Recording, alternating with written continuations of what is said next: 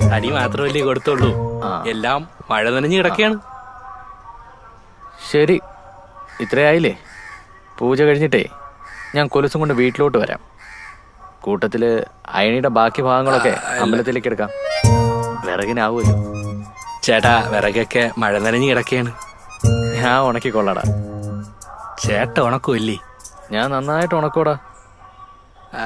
അപ്പം വീട്ടില് ആ ശരി.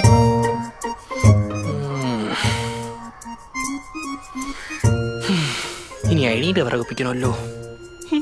ആ മെമ്പറെ, ഒന്നുകിൽ നിങ്ങൾ ഇങ്ങോട്ടൊന്ന് വാ, അല്ലെങ്കിൽ ആരെങ്കിലും ഒന്ന് പറഞ്ഞു വിട്. അല്ല, ഞാൻ നമ്മുടെ ബാലസാറിന്റെ അടുത്ത് വിളിച്ച് പറഞ്ഞിട്ടുണ്ടായിരുന്നല്ലോ, പുള്ളി സ്റ്റേഷനിലോട്ട് പോകുന്നവരെ അങ്ങോട്ട് കയറിക്കോളൂ. കേറിയാ കൊള്ളാം. ആ വരുവന്നേ. ശരി സാറേ, ഈ കാലൊരു കൊലുസിട്ട് കാണാൻ സാറിന് ആഗ്രഹമില്ല സാറേ?